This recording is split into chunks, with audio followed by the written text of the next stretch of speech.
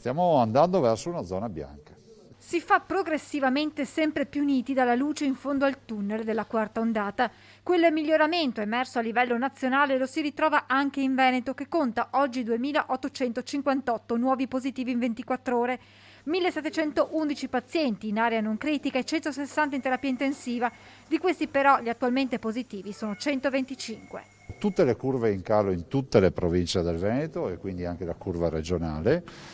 Bisogna portare l'attenzione e quindi portare la mascherina, però è pur vero che penso che il virus ormai si sia endemizzato. Sarebbe però sbagliato abbassare proprio ora la guardia e soprattutto è importante continuare con le vaccinazioni, soprattutto per le fasce di popolazione più a rischio. Dobbiamo mettere in sicurezza le fasce di età più a rischio, che sono gli over 70 e gli over 80, per i quali ancora un virus preso in assenza di vaccinazione dà ovviamente i problemi che ci sono. Intanto da oggi nuove regole a partire dalla gestione delle quarantene a scuola e Green Pass illimitato per chi ha la terza dose o è guarito dopo essersi vaccinato.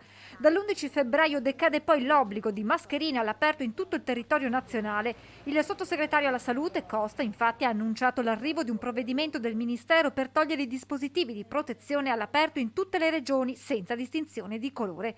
Pochi giorni dopo, il 15 febbraio, scatta l'obbligo di Super Green Pass per tutti i lavoratori over 50. Queste le tappe principali di un percorso che porterà al 31 marzo, quando scadrà lo stato d'emergenza, salvo il governo non decida di prorogarlo ulteriormente.